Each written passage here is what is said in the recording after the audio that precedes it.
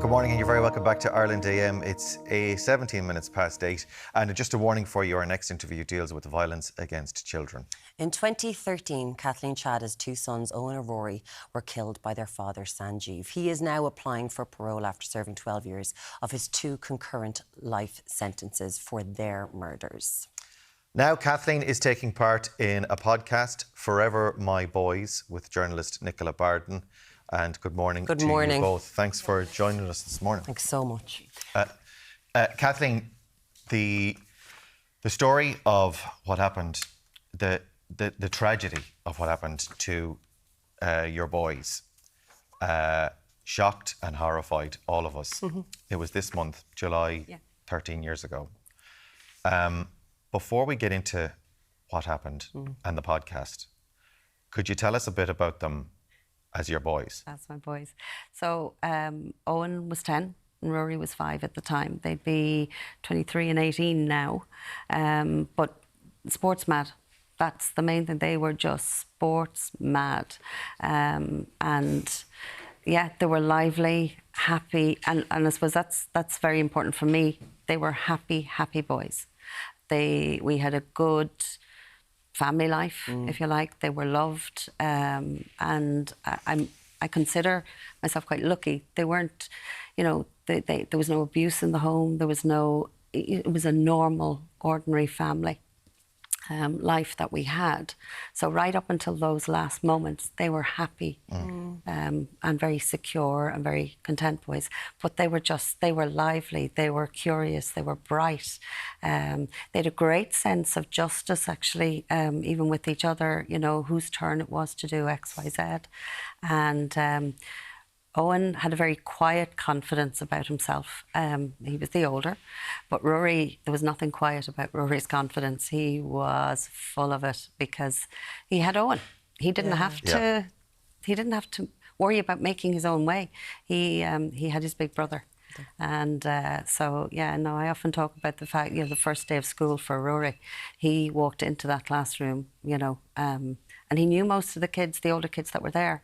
And one of Eoghan's friends high-fived him as he was going in the door, and he was just, you could see the glow in him. So, they were beautiful boys. You had full and happy lives, you say, up until this day, but something had emerged, obviously, with your husband at the time, Sanjeev, in relation to funds and fraud. Yeah, so he had embezzled money from our local community centre.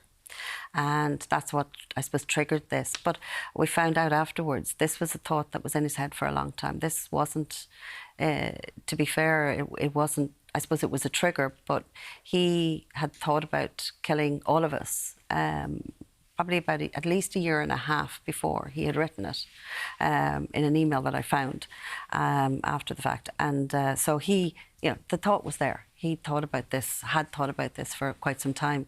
I don't know the depth of the gambling that he was involved in. It was stocks and shares. I've always said it was hidden in the open.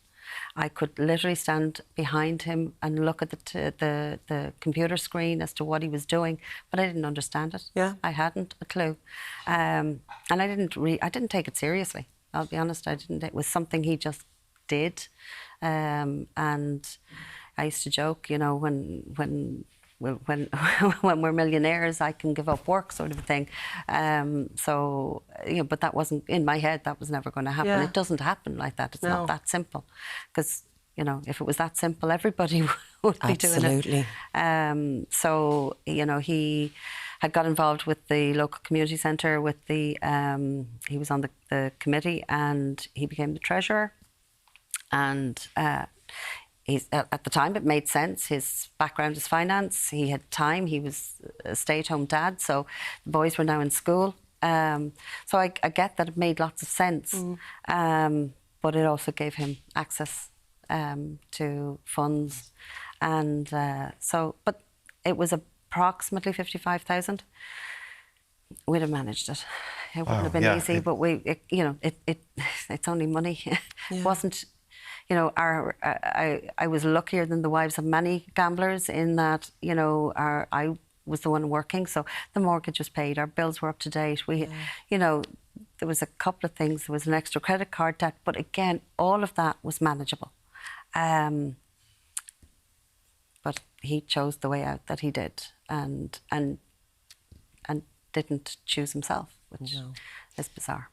I suppose we have to talk about the way out that he chose, Kathleen, because you said something there that has emerged since his appeal, is that he had written down a year beforehand in an email that he wanted to murder you as well. We know that that didn't happen in the July 13 years ago.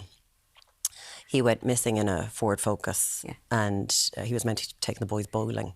And when he didn't come back and you couldn't get through to him on a phone, there was a new phone.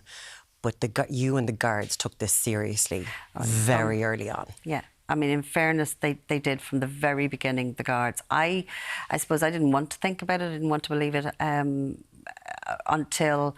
So I went back, drove into Carlow, my brother brought me into Carlow to look for them. Because something just didn't make sense.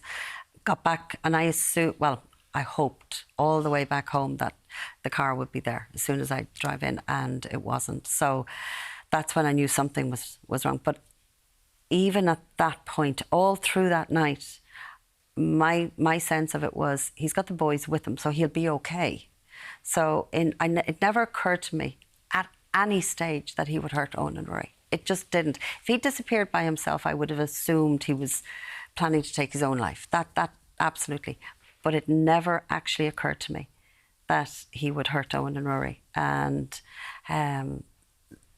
you know, obviously others, and I now know the guards themselves would have been worried about that and anxious about that. But for me, no, there was no way that he was going to do or hurt them in any way. It just wasn't something that I ever thought he would do.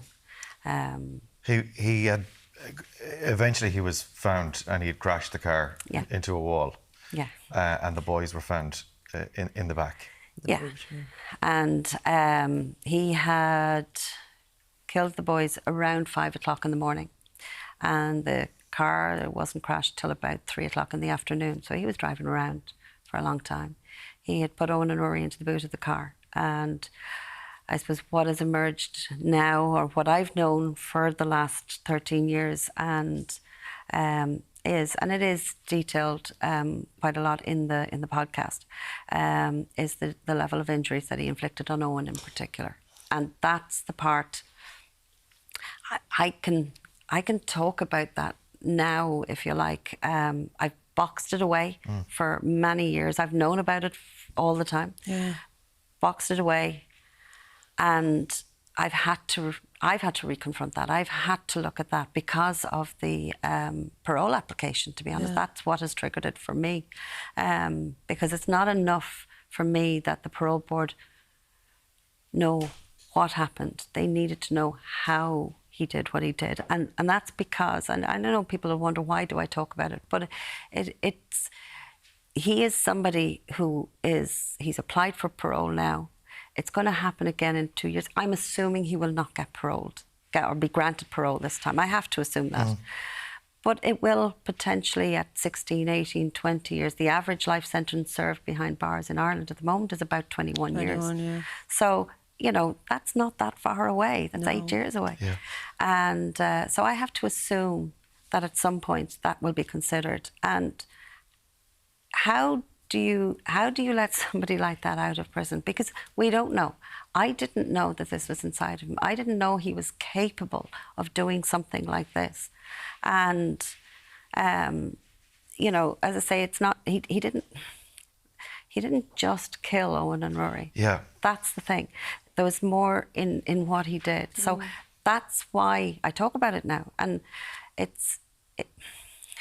it's hard to talk about it. It's hard to have to confront it and to bring it up. But for me, it's important that it's out there.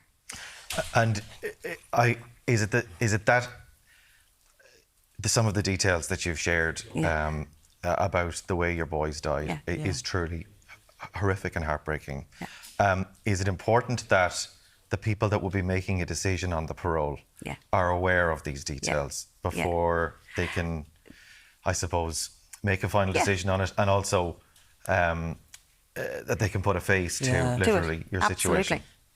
And that's exactly it. They need to know Eoghan and Ruairí, and they need to know what Sanj is capable of hiding inside of himself, before they actually make the decision to let him free again. Because that's, and I know he'll be out on licence. I get all of that. And I always say, you know, Kathleen Chada is reasonable and balanced and fair, but Eoghan and Ruairí's mum is not. No. Yeah. And that's what I am now. You know, he does not deserve to be free in any way. He doesn't, to me, he deserves nothing in this world, but he does not deserve the opportunity to walk out through the prison doors at any stage. Nicola, there's a podcast now with yourself and Kathleen, Forever My Boys, and when people hear, I think everyone remembers this, Kathleen. That's the thing. It was the first child alert that went out. Everyone was looking for this focus, this green focus. I remember it so well. But Sanjeev pleaded guilty. He got 2 concurrent life sentences. But then when people are going after 12 years, he's allowed to apply for parole. I know, and especially when it's children involved, it's just that extra thing. Because I'm not a parent, but anyone who is a parent immediately goes, how? And even me, not as a parent, I have nephews and nieces. How could you ever? And when you hear the detail, which is so horrendous, it really takes your breath away to think that someone could do this to a child. And, you know, Kathleen tells such magical stories about Eoghan and Ruairí on the podcast, and they seem like just gorgeous children. Yeah. And to think that after 12 years, that this man believes that he should be free to walk our streets again, does he believe he's reformed? Does he believe that he's worthy of being able to go to the shop, to get a job, to be in our society again? And I think it really upsets me greatly to think that that is the sentence that you get. You get a life sentence, but actually 12 years, go on, see, I think I'm ready now to go back out there. That's just so horrendous to me.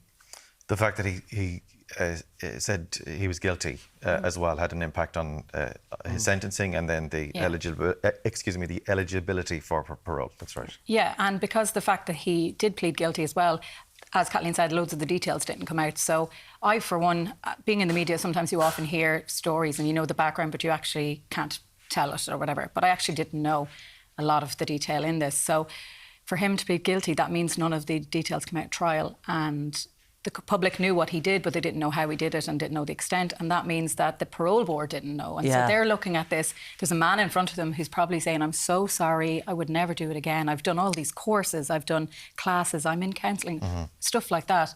And you might think, oh, it must be something mental. There must have been something that broke there, and it would never happen again because he's so charming and he's so kind looking in front of us. But if you knew exactly what he did, it would make you look again. Yeah, that exactly is in the podcast. We haven't gone into many of the details here, but the details that you do deal with in the podcast are, as I say, horrific and heartbreaking. And Kathleen, thank you so much for sharing your story with us and for sharing on the podcast as well with Nicola. Thank you, Kathleen. The podcast is called Forever My Boys, and you do tell gorgeous stories about Eoghan and Ruairí. We've got to remember them as well.